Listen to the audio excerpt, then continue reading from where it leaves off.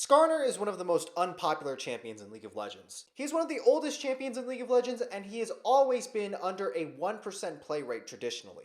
It is not surprising that Skarner is so unpopular. Skarner's simple, straightforward kit means that if he is really strong, he's probably overpowered in the meta. And if he is not very strong, he's completely underpowered. 90% of Skarner players play him in the jungle, and currently he sits as one of the bottom 3 in popularity. There is very little versatility when it comes to adaptation or innovation in Skarner's builds. However, the number 1 ranked Skarner in the world has found a different solution to make Skarner viable in the meta. I'm Merthos. I play Skarner Top. I've played Skarner Top for this season only. I have about 2,000 games on Skarner Top. My highest rank has been 498 LP Grandmaster, 1 game away from Challenger. I feel like the top lane is more ideal for Skarner because he relies on people's mistakes if he plays in the jungle. And junglers that are usually faster than him and can gank earlier are a lot better than Skarner will ever be. He doesn't come online until 6, so that gives a edge to the enemy jungler if they can abuse before he gets level 6. But if you're playing top, you can set up ganks for your jungler. With your ult, you can just drag them into the jungler, and it should be a free kill. One of the reasons that Skarner is so unpopular is because of how simple and basic his kit is. Skarner was created in a time when champions were still simple and easy to use, and their champion Wikipedia pages didn't look like scientific research papers. The number 1 jungle Skarner in the world is a Korean master tier player, and he has set the standard for what most Skarners go with their builds. The most common item that most Skarners buy is Righteous Glory. It gives Skarner bulk, it gives him mana, it gives him CDR, and most importantly, it gives him a speed up to be able to run at the enemy champions, to be able to land the critical crowd control that he needs so he can make successful ganks in the mid to late game. Merthos has tried a lot of different builds, and the only item that he consistently does not buy is Righteous Glory. I really like to max out Skarner CDR as fast as possible because the game, as long as it goes on, Skarner scales extremely hard with CDR. Once he gets that CDR, he can pretty much do whatever he wants to any champion. As long as he has the correct positioning, he can walk up to somebody and ult them and stun them for 4 seconds, and that's a guaranteed shutdown. Glacial Shroud, Kindle Gem, the Sheen, and the Lucidity Boots. Once you have those 4 completed, that's when Skarner is most optimal. That's when he can stun someone for the longest period of time and make sure that you can do well at all stages of the game. Here's why the 45% CDR build is so effective specifically for top lane Skarner. Skarner is not exactly a strong early game champion. He's meant to be played as a tank. By top lane standards, when he goes up against bruisers, Skarner usually gets completely destroyed. His early game is really weak. Skarner cannot fight most champions top. The only ones he can really fight top are tanks that can't really do insane amounts of damage early, especially the bruisers. That's why Darius is extremely hard because he excels at fighting people early, and that's where all his power lies. But usually when I play Skarner, I make sure that I look for an opportunity to kill them under tower because I have no power to kill them alone. So taking a short trade with Skarner is better than a long trade because Skarner cannot trade with bruisers or else you're just going to lose. For the first TP, usually you're going to be pushed out of lane early. If I'm getting forced out, I'm going to use it to go back to lane, at least the first time. Even in tank matchups, he can struggle to make good trades. So what makes Skarner good in the context of top lane? It is his ability to be able to crowd control someone for the rest of their life under a turret. Here's how the combo works, and here's why you need 45% CDR on Skarner. Merthos is against Pantheon in this lane, and when Pantheon gets too close to the turret, he immediately runs at him and shoots his E point blank. This guarantees that his E will hit. Now what most people would do here is instinctively proc the stun. All it takes is an auto attack, you get a free stun, and you get some damage afterwards because the enemy champion is stunned and he can't fight back in this moment. What Merthos does is different. He immediately uses his ultimate to pull Pantheon into the turret. Here's what a lot of people don't pay attention to. Skarner's E actually resets its own cooldown when the enemy champion gets suppressed or stunned by anything in Skarner's kit. Skarner's ultimate lasts for about 1.75 seconds. That means his E's cooldown is reduced by that same amount. Because of that 45% CDR, Skarner's E is already as low as 7 seconds. The suppression itself lasts for 1.75 seconds, which means that his E is already down to a 3-second cooldown. As the suppression ends, he immediately follows up with an auto attack to actually proc that stun. This stun reduces the cooldown by 2.5 seconds while still stunning the enemy champion for 1.25 seconds. And so with this combo of 45% CDR, you've reduced Skarner's easy to hit stun down to half a second of cooldown. You see this moment where Pantheon actually gets to move? That's not going to last very long. Skarner doesn't do damage. That's not something that's in his kit. When you're going up against champions like Mordekaiser who can effectively 1v2 you and your jungler, any tank would have a difficult time trying to kill them. But this 45% CDR build allows you to get the solo kills that a regular tank would not be able to. This is the beauty of top lane Skarner. He can do something that no other tank in the game can effectively do. This entire combo is 4.25 seconds of hard CC. That doesn't exist in any champion in the game except Skarner. Top lane Skarner is actually one of those champions where you literally can't do anything. Now, even though this combo is very good and very scary to play against, it's not something as easy to pull off as you would think. If you're not a gifted player like Merthos, you'll probably make 1 or 2 mistakes when starting out with this Skarner build. Here are some of Merthos' tips to make sure that you get this combo right.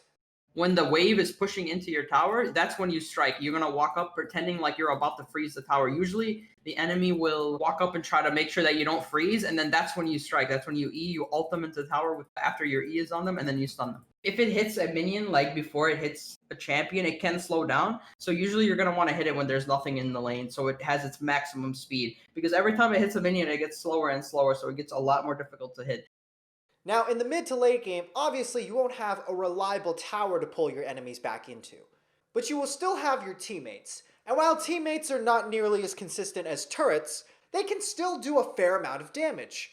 Especially when you bring them a free kill on a suppressed platter. The question of how you play Skarner in teamfights is not about really what you're doing, but rather who you're doing it on.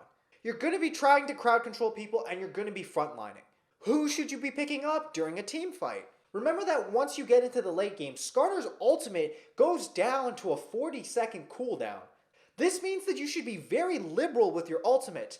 And if you see a free support or a free jungler just jump into your team, you should not hesitate to burn your ultimate. The cooldown of your ultimate is the same as their death timer. So if you can get a free pick on a support who is completely out of position, that's a perfectly acceptable thing to do. The biggest threat to your team is not necessarily always the AD carry. If your AD carry is the one carrying your team, then it makes the most sense to be sticking with that person and peeling for them. The most important part of Skarner is being able to recognize who is the biggest threat. You have to simply understand what is the win condition of the enemy team and what champion deserves to do nothing for 3 seconds. Here's the build order for Merthos. Start with Dorn Shield to be able to survive the early laning phase. Rush Sheen or Glacial Shroud depending on how well you're doing. These items are the cheapest and most effective ways to build fast CDR on Skarner. If you have enough gold, get boots somewhere in between these items as well. After that, rush Kindle Gem and Lucidity boots to be able to finish off your 45% CDR build. Even though Skarner is a tank, Lucidity boots are much more effective on him because Lucidity boots reduces the cooldown of Skarner's flash.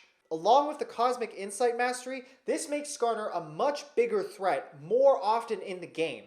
Being able to flash ults and pick out a target is the basis of what makes Skarner an effective champion. Finish out your Frozen Gauntlet and choose your different tank items. Adaptive Helm is a must in the current meta if you're facing a lot of magic damage. Abyssal Mask is effective if your team has a lot of magic damage and you want to capitalize on that. Thornmail is an effective pickup against teams with a lot of healing. And Randuin's is generally a safe tank item against AD champions. Warmogs is the most effective early game tank item that you can buy on Skarner because of the fact that his shield scales off max HP. Since you max your shield second for the speed up, and since you have so much CDR, the Warmogs makes you much bulkier in general scenarios, where if you just bought a Spectre's Cowl. Because you already have Kindle Gem in your 45% CDR build, it makes Warmogs a much more appealing item to path into for your first bulk item. For runes, if you're looking for consistency, you can't go wrong with Aftershock. It gives you the resistances that you need and it synergizes well with Warmogs. Skarner is not meant for split pushing, so you would never take Demolish on him. And Shield Bash will help you much more in the early game than Demolish will. Take second win for the lane sustain, and Overgrowth to be able to scale better with Warmogs and your shield. Go into the inspiration tree so that you can take Insight for the crucial CDR that you need to make this build effective, and then take Biscuits for the early laning phase. For rune stats, you want attack speed, armor, and health. The attack speed helps Skarner proc his stun a little easier, and it allows him to CS a little better in lane. The armor is interchangeable with magic resist depending on your lane matchup, and the HP is more effective than resistances because it helps out with Warmogs, your shield, and Overgrowth. For your abilities, max E, W, Q. The speed up on your W is very good for helping you proc your E. It helps you run at people to be able to ult them much easier as well. You don't build damage in this version of Skarner, so maxing your Q has very little effect. For an alternative rune page, you can choose to go Omnistone instead. Skarner is not your traditional top laner. He is not some AFK split pusher, and he is not a frontline bulk monster either. You want to go in on my ADC? No, you can't. I'm going to press R. You want to come up for a little bit of farm? I'm going to press Flash R. You want to come up and bully me in my own lane? I'm going to press E and then R. Skarner is the ultimate cock blocker. You single out a single person and you don't let him fuck anyone. If that sounds appealing to you, then Skarner is perfect for you. Thanks for watching. If you're looking for more updates as to what I'm up to and what kind of content I'm going to be making in the future, you can check out my Discord server at discord.gg/Donghua. You can also check out my Twitter for more frequent updates about what I'm doing. Big thank you to Merthos for doing the interview. I really like playing Skarner, and I suggest people should pick him up because he's a giant scorpion that can really mess up someone's day. So like you could just keep ulting mid and making some dude really angry because you're gonna keep ulting him, and you're a giant scorpion that just runs at him, runs him down, and he can't do anything about it. I have a disease. It's called muscular dystrophy. That's why I play a lot of league. So like that's why I have all these insane amount of games. People like to question me a lot. Like how do you play these many games? That's the reason why I'm able to play a lot of these games, is because I'm basically sitting at home, because moving around is not really a good thing. Like you don't want to move around too much when you have this, because using your muscles a lot can make them weaker. So usually you want to do it in moderation. So like you don't want to do too much, make your muscles like degenerate faster. Merthos is unable to move because of his disability. Skarner makes other people unable to move with his kit. Merthos is just trying to make other people move as little as he can. That's why he's so good at Skarner. He has a first-hand experience in knowing exactly how this feels. Merthos, I play Skarner top. I stream on Twitch TV /Merthos_. You can come here to learn about Skarner and learn how I play against him in certain matchups.